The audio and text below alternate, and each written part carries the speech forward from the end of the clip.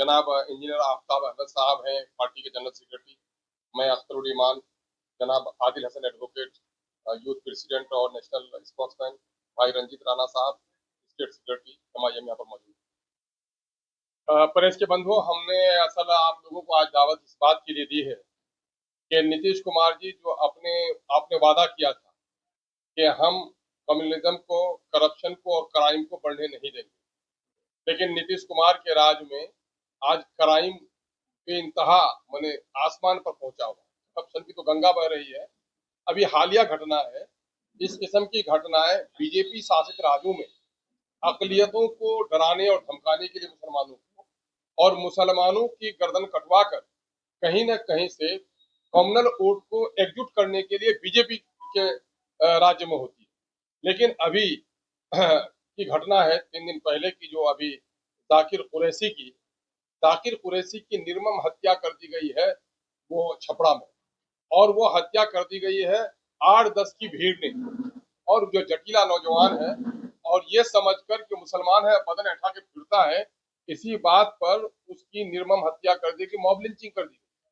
और अफसोस इस बात का है कि उसके यहाँ जिनके यहाँ मॉब लिंचिंग हुई, कोई जिम्मेदार अकलियती उमूर के वजीर गए, मगरमच्छ के आंसू बहाकर आ गए। लेकिन मैं बिहार सरकार से पूछना चाहता हूं, जब नया बीएनएस में ये प्रावधान लाया गया है 103(2) लगेगा उस पर, जहां 5 आदमी से अधिक अगर किसी की को घेर कर मारता है, उसके जात और मजहब या दूसरी शनाख्त की बुनियाद पर उसको मारा जाता है, वो मॉब लिंचिंग के जुमरे में आता है।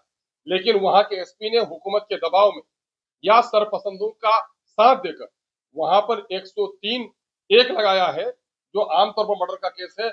103(2) की धारा उस पर लगाई नहीं गई है। हमारा सबसे पहले मुतालबा ये है कि वहां चूंकि भीड़ ने मारा है और उसका वहां का बाकायदा वीडियो फुटेज है जो पुलिस वालों को भेजा गया है, उसमें 7-8 नौजवान है जो बांध कर इसको पीट रहे हैं। उसके बावजूद भी 103(2) का धारा उस पर नहीं लगाया जाना, ये कहीं न कहीं से सरकारी तौर पर मने मॉब लिंचर्स को कहीं न कहीं सपोर्ट करना है और अकलियती के लोगों को दबाना है। हम लोग का मुतालबा ये है 103(2) की धारा उस पर लगाई जाए, 50 लाख रुपए का मुआवजा उसके परिवार को दिया जाए, और जिन लोगों ने उसकी मॉब लिंचिंग की है उनको सजाए मौत दी जाए। और फौरी तौर पर वहां मामला ये है कि वजीर आला को जाना चाहिए। अरे वजीर आला, आपने कहा था मुख्यमंत्री जी, यह आपके कैरेक्टर की बुनियाद है कि आपने क्राइम को, कंट्रोल को, कम्युनिज्म को बढ़ने नहीं देंगे। ये कम्युनिज्म भी है और ये बड़ा क्राइम है, और आप वहां तक अभी तक नहीं गए। आपका बड़ा पुलिस का ऑफिसर स्टेट लेवल का वहां पर कोई नहीं गया, और उल्टे वहां के चंद नौजवानों ने, गांव मोहल्ले के, उनका नाम पता नहीं कौन लोगों ने सड़कों पे टायर जला दिया, तो उसकी बुनियाद पर आपने उन लोगों पर मुकदमा करके प्रशासन के लोग, उनको अनुमंडल पदाधिकारी उन लोगों को धमका रहे हैं। ये कहां से हो गया कि जिनके घर में कत्ल हुआ उन्हीं को धमकाने का काम कर रहे हैं? ये मामला ये है। दूसरा मामला ये है कि अपोजिशन का लीडर, जिनका वो गृह जिला है गोया, भले ही लालू जी गोपालगंज के हों, लेकिन लालू प्रसाद यादव जी का पूरा राजनीतिक सफर को जो तवानाई मिली है वो छपरा से मिली है। वहां आपकी बेटी इलेक्शन लड़ी है, वहां अब तक अपोजिशन लीडर के लोग नहीं गए। क्यों नहीं गए? जाना चाहिए उनको। हम लोग ये मुतालबा कर रहे हैं कि अपोजिशन के लीडर अपनी जिम्मेदारी को अदा करें, और मैं बीजेपी से मुतालबा करता हूं, मुख्यमंत्री से जी से मुतालबा करता हूं, क्योंकि होम को आप देख रहे हैं, ये 103(2) का दफा लगाकर उन तमाम तर सरपसंदों को आप जेल भिजवाएं और उन पर कत्ल का मुकदमा चले और ऐसे लोगों को फांसी की सजा दी। दूसरा मामला ये है कि पूरे बिहार में कहीं न कहीं अकलियतों को खौफजदा किया जा रहा है। अभी बेगूसराय के साहबपुर कमाल में एक सरपसंद है, वो गोलियां 50 फायरिंग उसने की। क्या कर रही है पुलिस? क्यों सरपसंदों के सामने में पुलिस ने घुटना टेक दिया है? और वहां पर इश्तियाक नाम का एक लड़का जो जख्मी हुआ है, और कुछ नहीं, बाग में ठंडे में था, अपनी दबंगई दिखाने के लिए उसने पूरे तौर पर अपने बंदूक को लहराते हुए वो किया है। ऐसे लोगों की गिरफ्तारी होनी चाहिए। ये वाकया बिहार में क्यों हो रहा है? क्या अकलियतों का जानो माल, इज्जत, आबरू का तहफ्फुज हुकूमत करना चाहती है या नहीं करना चाहती है? क्या मुसलमानों का खून बहाकर आगे के इलेक्शन की तैयारी हुकूमत कर रही है? इन तमाम तर मामला का जवाब हम लोग हुकूमत वक्त से चाहते हैं, और अपोजिशन के लीडर से हम गुजारिश करते हैं कि आपने कहा है कि आपने दलितों के, पिछड़ों के, अकलियतों के हमदर्दी की बात कही है, लेकिन दोनों जगह जो अकलियतों के साथ इस तरह से बर्बरतापूर्ण सुलूक हुआ है, आपको फौरन जाना चाहिए और ये कौन बदमाश लोग हैं उनको चिन्हित कीजिए कि कहीं कोई राजनीतिक षड्यंत्र तो ये नहीं है, इस पर कार्रवाई होनी चाहिए। एक दूसरा मामला है, कंचन और कनकन का नाम भारत है और भारत को माँ कहते हैं, मादरे वतन कहते हैं। इस मादरे वतन के लिए हमारी एक जिंदगी नहीं 100 जिंदगी लगे और इनकी सरहदों को की हिफाजत करते हुए अगर हम शहीद हो जाए तो हमारी सबसे अच्छी जिंदगी है। अभी बिहार के 2 सपूत, एक हमारा एक का नाम है राम बाबू सिंह जो सीवान के रहने वाले हैं और मोहम्मद इम्तियाज। कल हम लोग देर हो गए, कुछ अर्जेंसी हो गई, हम लोग सीवान नहीं जा सके, जाते जाते रास्ते से वापस आए हैं, हम लोग अंतरिम हो जाएंगे। ये दोनों शहीद हुए या ऑपरेशन सिंदूर में शहीद हुए। एक तो ये है कि जब इनकी लाशें आई तो भारत को माँ कहने वाले, भारत माता की दम भरने वाले, राष्ट्रता का गीत सुनाने वाले कोई मंत्री नहीं पहुंचे, आप कोई जिम्मेदार लोग नहीं पहुंचे इनके लाश को रिसीव करने के लिए। और दूसरी बात यह है कि अभी दिनेश कुमार शर्मा जी का बलिदान हुआ है हरियाणा का, मुख्यमंत्री उनके गांव में गए और 4 करोड़ से भी अधिक की सहायता राशि उनके परिवार को देने का ऐलान किया गया।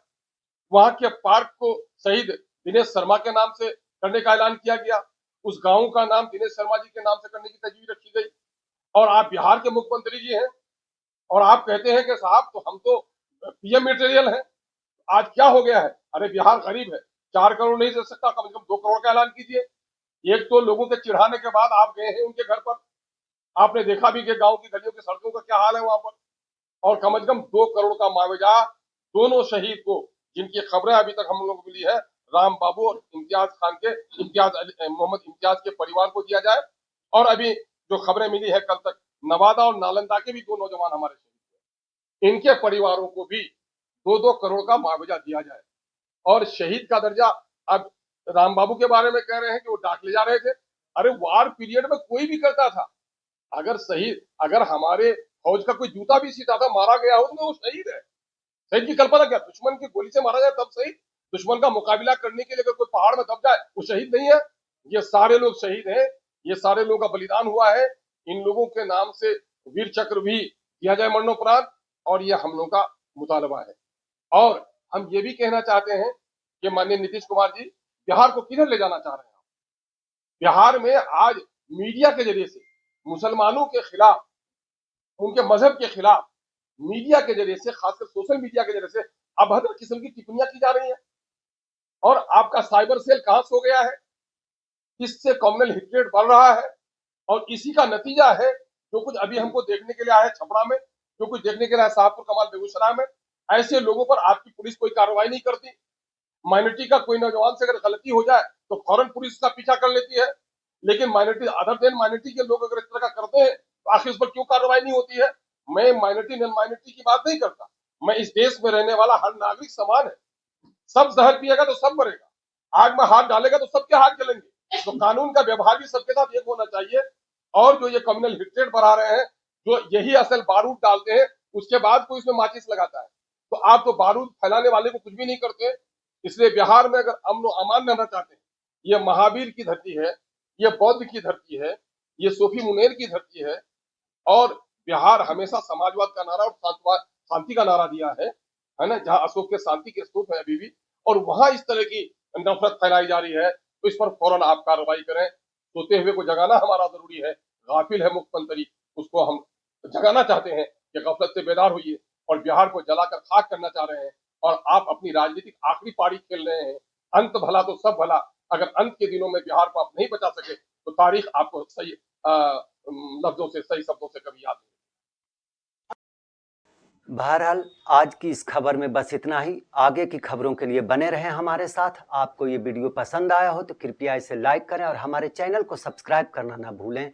आपके सपोर्ट से हमें और बेहतर कंटेंट बनाने की प्रेरणा मिलती है। आपका एक लाइक और सब्सक्रिप्शन हमें आपकी सेवा करने का हौसला देता है। कृपया चैनल को सब्सक्राइब करें और हमारे साथ जुड़े रहें।